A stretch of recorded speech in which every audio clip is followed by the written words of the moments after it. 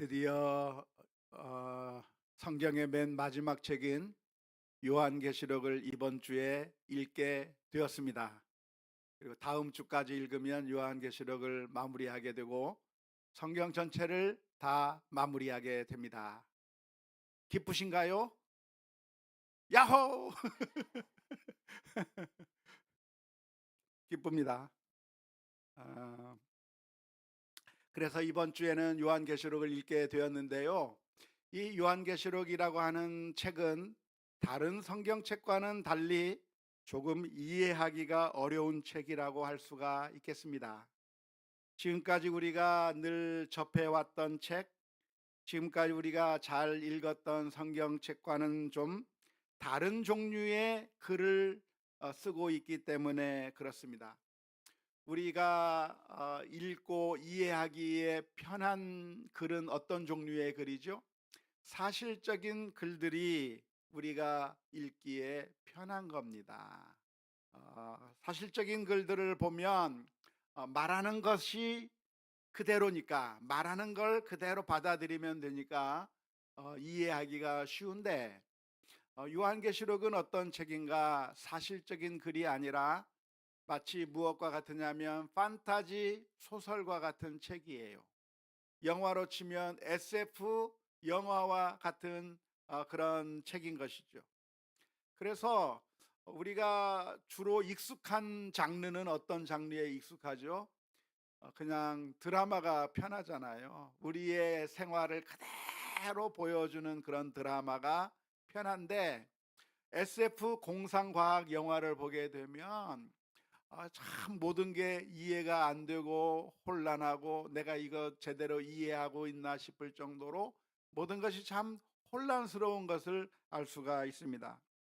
요한계시록도 역시 마찬가지라고 하겠는데요. 요한계시록이라고 하는 이 책은 그냥 사실적인 묘사의 글이 아니라 우리로 하여금 상상력을 발휘하게 하고 뭔가 온갖 그림과 묘사를 통해서 전달하고자 하는 그런 의미가 있기 때문에 이 요한계시록을 이해하는 것이 굉장히 어려운 책이 되었습니다. 그래서 지금까지 요한계시록을 많이 설명을 하지 않았던 경향들이 있고, 뿐만 아니라 이 책을 특별히 잘못된 신학을 가진 사람들이 그리고 이단들이 함부로 억지로 해석하면서 수많은 사람을 혼란시키게 만들었던 책이 이런 요한계시록이라고 하겠습니다.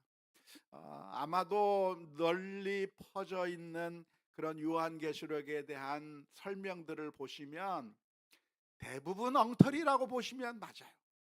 순엉터리 해석들이 우리 주변에 많이 회자되고 있다고 하는 것을 기억하면서 누가 요한계시록에 대해서 뭐 신박한 해석이니 뭐니 하면서 하면 별로 관심을 안 기울이는 것이 영적인 건강에 훨씬 더 유익하리라고 생각을 합니다.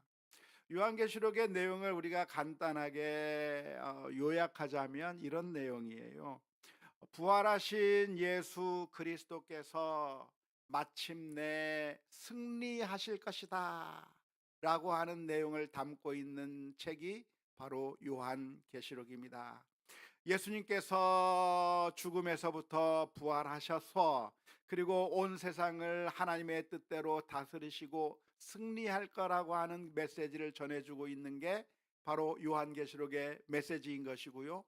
예수님께서 승리하실 것이기 때문에 우리 성도들은 어떤 마음을 가져야 할까요? 인내해야 되는 것이죠. 지금 우리가 겪고 있는 현재의 상황은 녹록지 않은 그런 현실을 접하고 있는 겁니다. 성도들이 살아가는데 쉬운 세상이 아니라 참 힘들고 고통스러운 상황 가운데 우리 성도들이 살아가고 있는 겁니다. 그러면서 우리들의 마음 가운데 여러 가지 불안한 마음이 있는 것이죠. 이러다가 우리가 망하는 거 아닐까? 이러다가 우리 교회는 완전히 무너져 버리는 거 아닐까? 정말 이러다가 우리는 아무런 열매도 맺지 못한 채 그냥 의미 없이 사라져 버리는 것이 아닐까. 그런 불안한 마음을 가지고 있는 성도들이 요한계시록의 말씀을 보면서 어떠한 용기를 얻을 수 있을까요? 아니구나. 망하는 게 아니라 예수님께서 승리하실 거구나.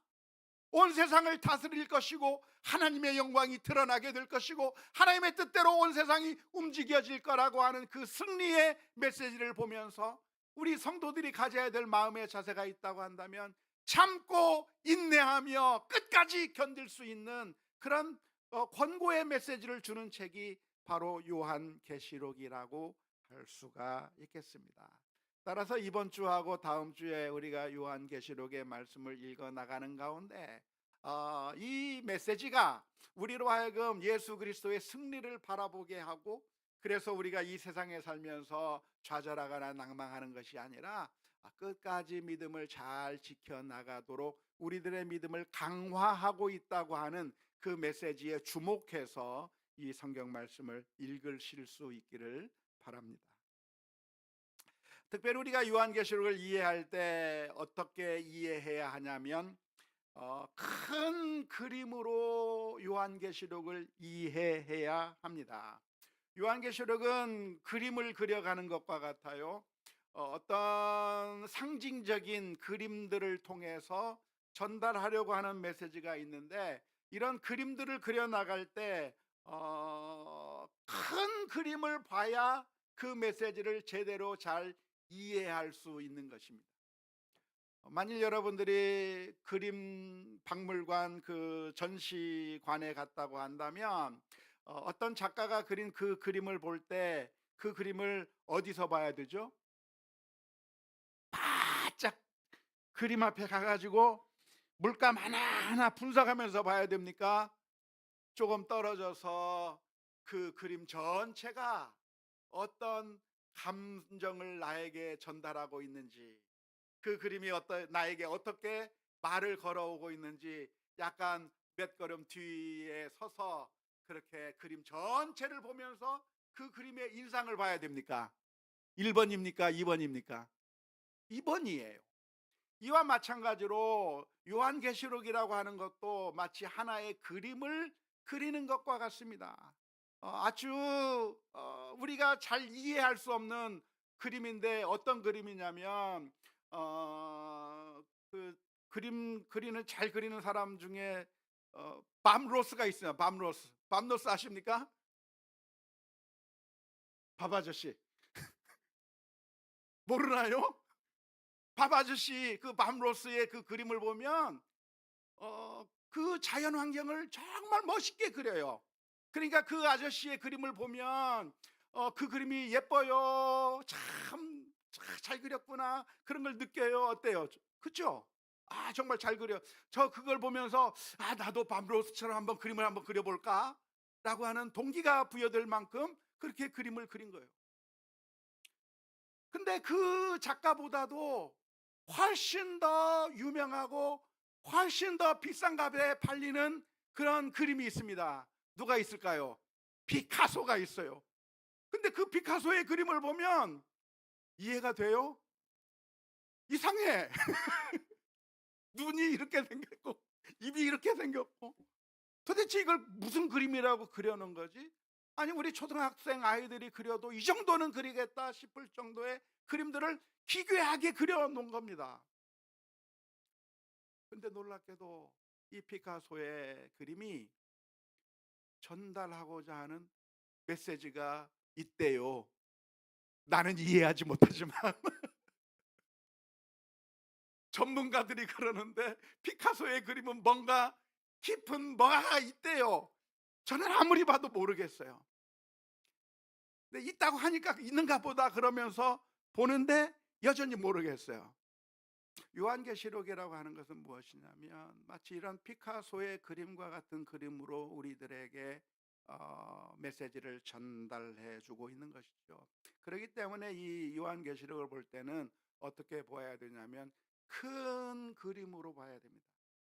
큰 그림으로 봐야 된다고 하는 것은 구체적인 그 물감 하나하나, 구체적인 그 표현 하나하나, 색깔 하나하나에 우리가 너무 큰 관심을 보일 필요가 없다고 하는 의미입니다. 성경의 모든 말씀이 하나님의 말씀이고 영감된 말씀이고 그 어느가 하나 의미가 없는 것이 없겠지만, 그러나 우리가 기억할 것은 이 요한계시록을 보면서는 너무나도 과도하게 문자 하나하나 표현 하나하나에 우리가 집중하다 보면 큰 그림을 놓쳐버릴 수밖에 없기 때문에, 큰 그림, 약간 몇 발짝 뒤로 떨어져서 어떤 그림을 그려 나가고 있는가, 이 그림을 통해서 어떤 메시지를 전해 주려고 하는가를 어, 뒤에서 감상하는 그런 관점으로 봐야 되는 것이죠. 제가 조금 전에 말씀드리기를, 요즘 우리 주변에서 많이 들리는 요한계시록의 설교, 요한계시록의 해설 책들, 이런 것들이 순 엉터리, 정말 조잡하고 아무런 가치가 없는 쓰레기와 같은 해석들이 너무나도 많다고 말씀드렸는데, 그런 이유가 무엇이냐면 그 모든 해석들이 다 이 요한계시록을 큰 그림으로 보지 않고 물감 하나하나 분석해 가면서 이게 무슨 의미가 있고 저게 무슨 의미가 있고 하면서 사람들을 호도시키고 있기 때문에 그런 엉터리 해석들이 나오는 것이라고 할 수가 있겠습니다. 특별히 신천지나 이런 이단 종파에서 이런 방법들을 많이 사용하게 되는데요. 우리는 그림을 볼 때 현미경을 갖다 들이대면 안 되는 것처럼, 현미경으로 들이대면서 그 작가가 왜 이걸 였다가 이렇게 물감을 이렇게 칠했을까 저렇게 칠했을까, 거기 그렇게 고민할 필요가 없어요. 큰 그림으로 보게 만들었기 때문에 그렇습니다. 그래서 요한계시록의 말씀을 우리가 볼 때는 큰 그림으로 봐야 된다라고 하는 것을 말씀드리는 거예요. 예전에 제가 요한계시록을 설명하면서 강해하면서 하나의 그림을 제가 소개시켜 드린 적이 있습니다. 어떤 심리 치료하는 그 사람이 어떤 하나나 아이에게 그림을 그리라고 이야기한 겁니다. 그림을 그리는데 어항 속의 물고기로 내가 내 가족들을 표현해 보라고 그 아이에게 요구를 한 것이죠. 그랬더니 그 아이가 어항 속에 여러 가지 물고기들을 그려 넣었습니다.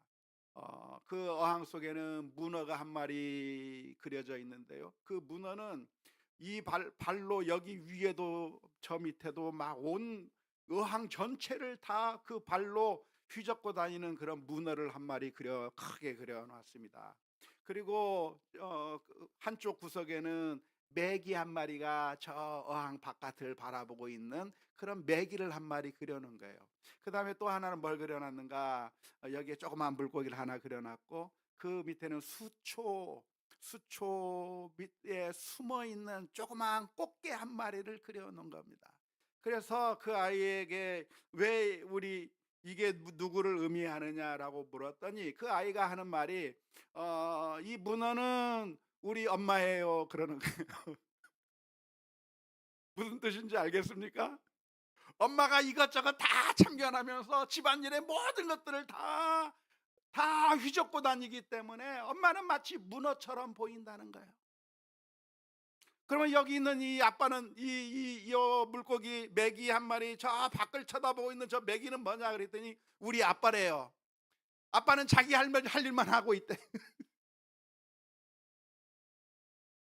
이 수초 속에 숨어 있는 꽃게는 뭐냐?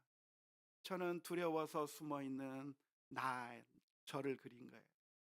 나는 수줍어서 다른 사람들과 어울리고 싶지 않고 그래서 숨어 있는 거예요. 그런데 누군가 나에게 와서 해코지하면 내가 꼭 집게로 그냥 팍 깨물어 버릴 거예요. 자기 자신의 마음을 그렇게 그림으로 표현한 거예요. 그래서 이 그림을 보면서 이 아이가 이 그림을 통해서 무엇을 말하려고 하는지에 대한 이해를 해야 되는 것과 마찬가지로, 우리는 요한계시록을 보면서 하나님께서 이 요한계시록의 메시지를 통해서 우리에게 어떤 메시지를 전해주려고 하는가를 봐야 되는데, 그 메시지가 무엇이라고 그랬어요? 부활하신 예수 그리스도의 궁극적인 승리, 이 세상을 다스리고 통치하시는 주님의 왕국의 승리를 하고 있다. 그러니까 우리 성도들은 두려워하거나 떨거나 할 것이 아니라 하나님을 신뢰하는 가운데, 주님을 신뢰하는 가운데 믿음을 끝까지, 어려운 일이 있어도 두려워하지 말고 낭망하지 말고 그 믿음을 끝까지 지켜야 된다고 하는 그 메시지를 전한다고 했잖아요. 그러니까 그 요한계시록의 메시지를 통해서 그 그림을 읽어낼 필요가 있는 것이죠. 그런데 만일 이 아이의 그림을 보면서 왜 수초는 7개의 이파리를 그렸을까? 왜 꽃게는 이 다리는 길고 이 다리는 짧게 그렸을까? 왜 문어의 이 빨판들이 왜 8개지? 왜 7개가 아니고? 그런데 관심을 집중하기 시작하면 어떻게 될까요? 해석이 산으로 가버린 거예요. 잘못된 해석이 나오는 거예요. 물론 거기다 의미를 부여하면 그럴듯해 보여요. 이 아이가 이 엄마 문어의 빨판에 이 빨판을 8개 그린 이유가 뭔지 알아? 일주일을 7일이 아니라 8일처럼 살고 있기 때문이야. 그런가? 그럴듯해 보여요. 하지만 거기에 의미가 있는 게 아니에요. 요한계시록에 보면 여러 가지 그 그림들이 나옵니다. 천사들이 나타나서 대접을 쏟아붓기도 하고 나팔을 불기도 하고 또한 짐승들이 나타나기도 하고 전쟁이 일어나기도 하고 온 세상이 정말 그 재난 속으로 들어가기도 하고 하늘이 흔들려서 그 별들이 떨어지기도 하고 산들이 바다에 집어넣어지기도 하고 그런 온갖 이야기들이 다 그려지고 있는데 과연 이것이 무엇을 의미하는 것일까? 이게 과연 우리가 살아가는 이 우리의 인생 역사 가운데서 이러한 일들이 언제 나타날 것인가? 언제 산이 무너질 것이고 언제 그 짐승들이 바다 위에서 솟아 올라올 것이고 언제 666 마크를 맞게 될 것이고 언제 뭐가 나타날 것이고 그런데 언제 아마겟돈 전쟁이 일어나게 될 것이고 이런 7년 대환란이 언제 일어날 것인가 이런 거를 집중하면서 연구하기 시작한다고 하면 그럴듯하게 사람들을 속일 수는 있겠지만 그것이 요한계시록의 정확한 메시지라고 말할 수가 없는 것입니다. 순엉터리 해석인 것이죠. 미래에 대한 예언으로 보는 것이 아닙니다. 오늘날 수많은 사람들이 요한계시록을 읽으면서 우리가 지금 이렇게 살아가고 있지만 머지않은 장래에 7년 대환란이라고 하는 어마무시무시한 일들이 일어나게 될 거라고 우리를 공포에 몰아넣기도 합니다. 그리고 어떤 짐승과 같은 사탄의 그 세력이 나타나서 온 세상 전체를 다스리면서 우리에게 666표를 머리나 이마에나 손에 집어넣게 하는 일들이 일어나게 될 텐데 만일 그렇게 되면 우리가 그 666표를 받게 되면 천국에 가지 못하게 될 것이다 라고 말도 하는 것이죠. 천년왕국이 일어날 거라고 하는 이야기도 하는 것인데 대표적으로 전부 엉터리 순 잘못된 해석이라고 할 수가 있겠습니다. 오늘 이 시간에 요한계시록에 대해서 다 설명할 수는 없어요. 그러니까 이번 주와 다음 주에 요한계시록의 말씀을 읽으면서 이런 메시지들이 어떤 의미를 담고 있는지에 대해서 큰 그림을 보고 싶다고 한다면 제가 예전에 요한계시록 강해로 설교를 한 게 있었는데요. 그게 홈페이지에 올라가 있습니다. 유튜브 영상으로 올라가 있으니까 이번 요한계시록 성경을 읽으면서 기회가 되시는 분들은 그때 제가 했던 요한계시록 설교를 다시 한번 들어보시면서 복기해 보시는 것도 큰 유익이 있을 거라고 생각을 합니다. 오늘 우리는 그 요한계시록 가운데서 제일 첫 부분인 반모섬에 끌려갔던 요한이 금촛대의 환상, 7별의 환상을 본 이야기를 묘사하고 있는 게 오늘 성경의 말씀입니다. 도대체 이 이야기를 통해서 무슨 메시지를 전해주고 있는 것일까요? 예수님이 인자 같은 이가 촛대 사이를 거닐고 있는데 발이 끌리는 옷을 입었다는 게 무슨 의미고, 가슴에 금띠를 띄었다고 하는 게 무슨 의미고, 머리털의 희기가 흰 양털 같고 눈은 불꽃 같고 뭐 이런 것의 의미가 다 무엇일까? 그렇게 그런 의미를 고민할 필요가 없어요. 그건 그냥 그 전체 그림으로 보시면 돼요. 전체 그림, 전체 그림. 그러니까 예수님에 대해서 묘사하고 있는데, 예수님이 어떤 분이라는 거예요? 한마디로 대단한 분이란 얘기예요. 대단한 분이란 얘기예요. 온 세상을 다스리는 분이시라는 얘기예요. 온 세상의 구주라고 하는 의미예요. 온 세상의 왕이라고 하는 의미예요. 우리가 볼 때 왕은 누구예요? 로마 황제가 왕이란 말이에요. 당시 이 시대에 권력을 붙들고 온 세상을 벌벌 떨게 하는 최고의 권력자가 누구냐면 로마 황제 시저가 온 세상을 정말 철권 통치를 하면서 온 세상을 다스리고 있는 그 상황 가운데서, 모든 사람이 그 로마 황제 앞에 머리를 숙이고 황제가 시키는 대로 다 굴복하고 황제의 명령에 따라서 행할 수밖에 없는 그 상황 가운데 살고 있는 겁니다. 그런데 이런 예수님의 모습을 보여주면서 촛대 사이에 일곱 별을 붙들고 그 촛대 사이를 다니시는 예수님의 모습을 보니 엄청나게 휘황찬란하고 정말 대단한 모습의 예수님이 나타나는 그 모습을 보면서 성도들이 보아야 할 것이 무엇이에요? 이 세상을 다스리는 진짜 왕은 로마 황제가 아니라 예수님이다. 부활하신 예수님이 온 세상을 통치하고 계시다라고 하는 사실을 바라보게 하는 그림이란 말이에요. 그 그림을 봐야 되는 것이지, 금띠는 뭐고 눈빛은 뭐고 이 옷이 왜 다리에 끌리고 왜 핫팬츠가 아니라 왜 긴 옷이었을까, 그런데 신경을 쓰지 마시라 이 말이에요. 그런데 교회를 그리면서 교회 일곱 금촛대가 있는데, 그 일곱 금촛대가 무엇을 나타낸다고 이야기하고 있습니까? 교회를 나타낸다고 말하고 있습니다. 20절 말씀에 이렇게 기록하고 있죠. 내가 본 것은 내 오른손의 일곱 별의 비밀과 또 일곱 금촛대라. 일곱 별은 누구요? 일곱 교회의 사자요. 일곱 촛대는 일곱 교인이라. 이런 환상을 통해서 예수님께서 보여주고 있는 것이 무엇입니까? 주님께서 보여주고 있는 것이 무엇입니까? 그것은 바로 초대교회 성도들에게 정말 자기 자신이 누구인가를 들여다보게 해주시는 그런 거울과 같은 말씀인 것이죠. 초대교회 성도들은 지금 어떤 상황 가운데 있습니까? 고통을 받고 있어요.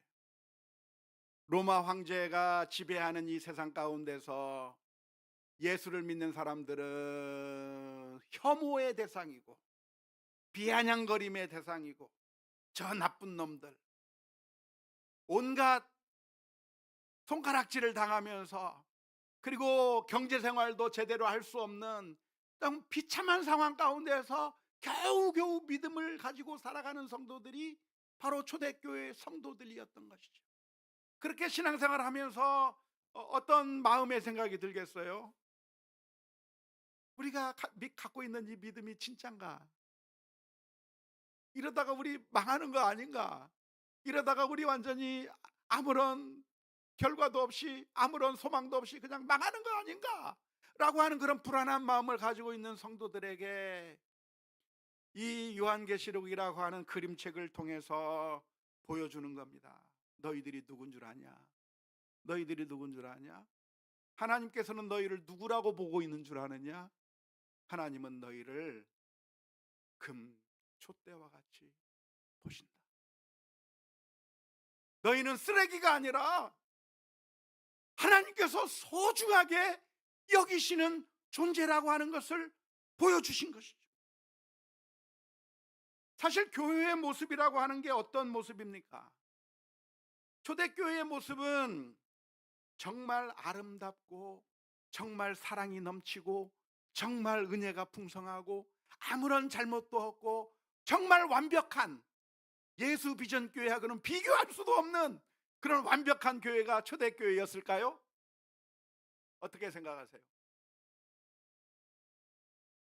아니었어요. 예수 비전 교회가 더 나아요. 초대교회의 모습이 어떤 모습이었는가? 우리가 요한계시록 2장과 3장에 보면 초대교회의 7교회의 모습을 묘사해 놓고 있는 모습들을 보게 됩니다. 그런데 그 7교회 가운데 비난을, 책망을 들은 교회가 있어요. 무슨 교회죠?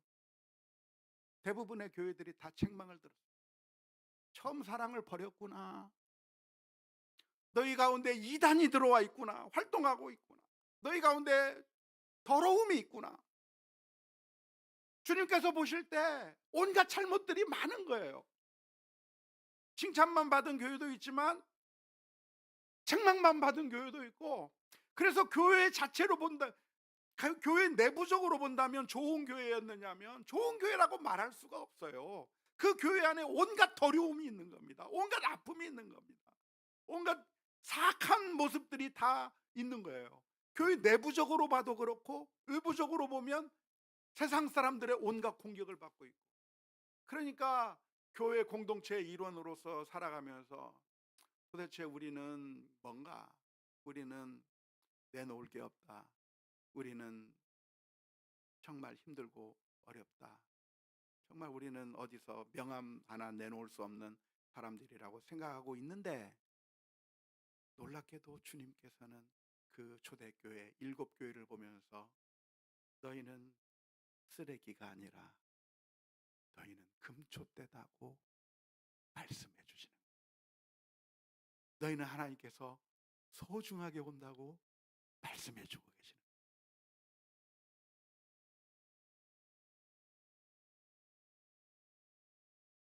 거예요. 요한계시록에 보면 천사들이 금향로를 가지고 하나님 앞에, 하나님의 보좌 앞에 나가서 붓습니다. 그랬더니 그 금향로가 주님 앞에 드려지고, 그것이 드려지는 순간에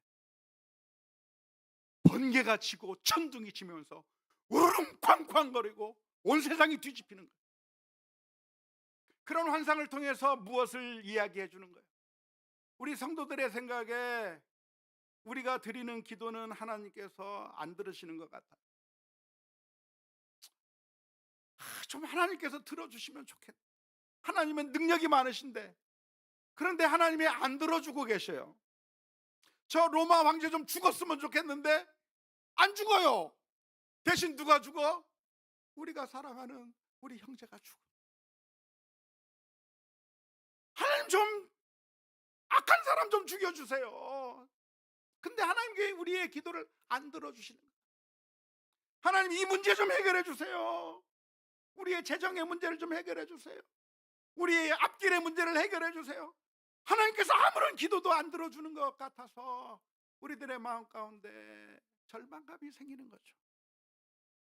그런데 그렇게 절망감을 가지고 있는 성도들을 향해서 보여주는 게 무엇이냐면, 너희의 기도가 그냥 땅바닥에 그냥 떨어져 버려서 산산이 흩어져 버린 아무 의미 없는 그런 쓰레기가 되어버린 것이 아니라, 하나님께서는 천사들의 그 섬김으로 너희들의 기도를 하나님께서 받으셨고, 그 기도가 아무런 효력이 없는 것이 아니라 그 기도를 통해서 하나님께서는 온 세상을 박살내고 우르릉 쾅쾅거리며 온갖 온 세상을 뒤집어 놓는 어마어마한 일들이 일어나고 있다고 하는 사실을 성도님들에게 보여주는 환상이 금향로의 환상인 거죠.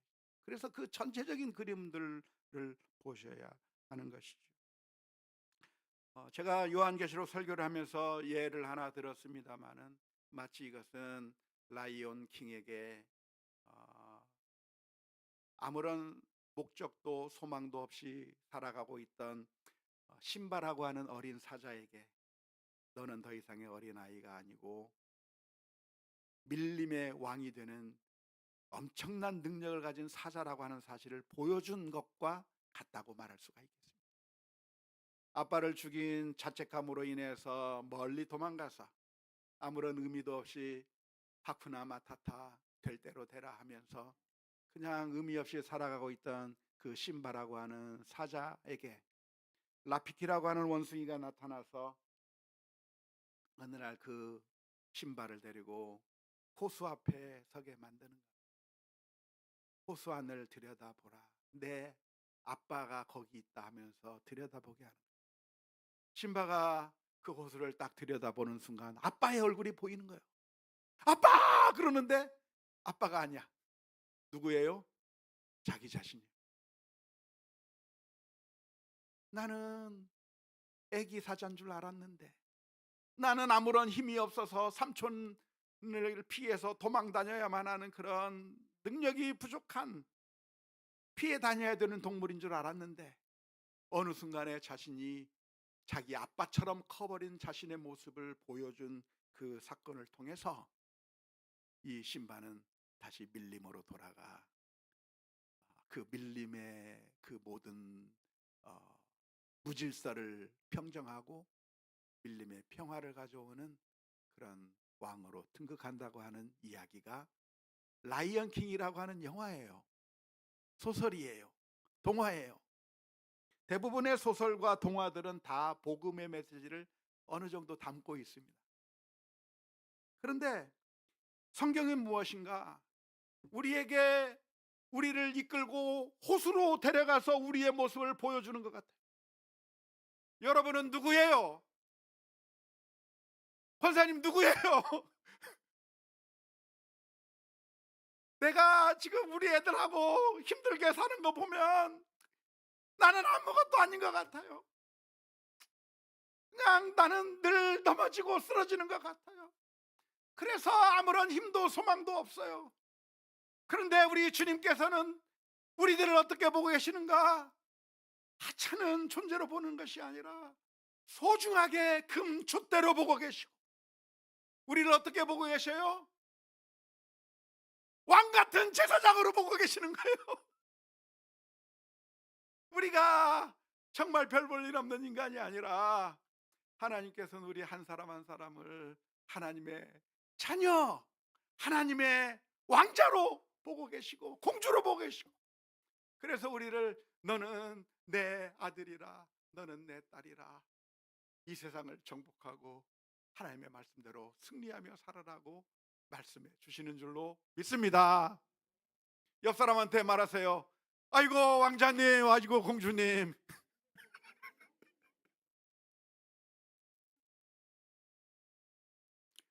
요한계시록을 보면서 그걸 봐야 돼요. 그걸 쓰러진 실패한 내 모습을 볼 게 아니라 내가 하고 싶었는데 망가져 버려서 더 이상 앞길이 전혀 안 열리는 것 같은 그런 꽉 막혀버린 답답한 현실만을 볼 게 아니라 하나님께서 요한계시록을 통해서 우리에게 보여주시는 거예요.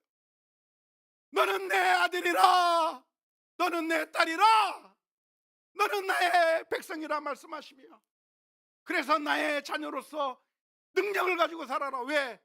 걱정하지 마라. 내가 세상을 이기었노라. 온 세상이 가장 강력한 무기인 죽음마저도 내가 이기고 승리했노라.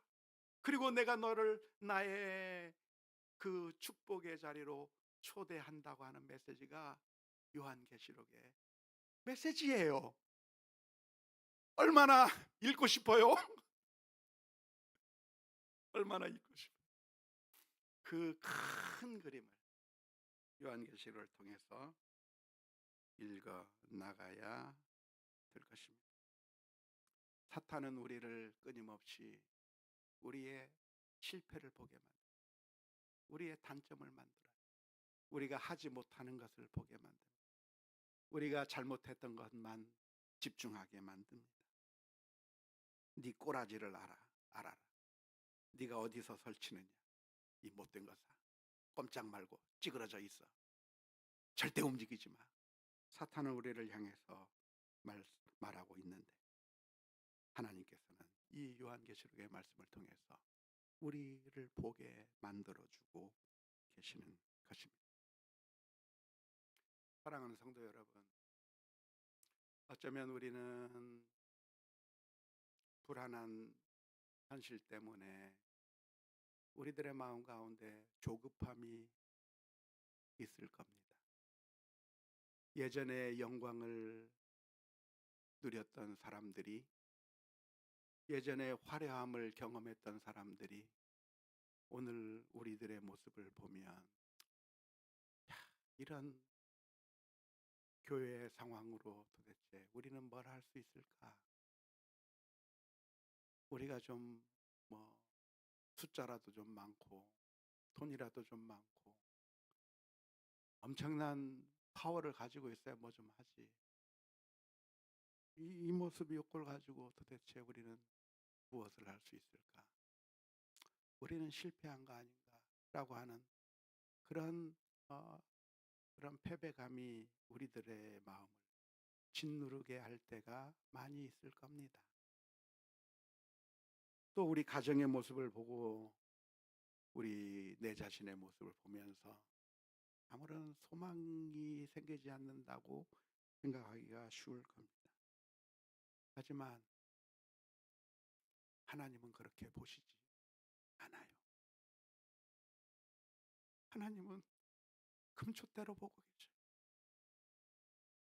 우리에게 더러움이 있고 아픔이 있고 부족함이 있는데 그 더러운 것 때문에 우리를 내팽개쳐 버리시는 것이 아니라 우리를 회복시키기 위해서 예수님께서 오셨고 우리를 주님의 자녀로 잘 회복시킨다고 하는 그 메시지들을 읽으면서 주님을 바라보며 주님 앞에 온전히 서 나가는 우리 모두가 다 될 수 있기를 주님의 이름으로 축원합니다.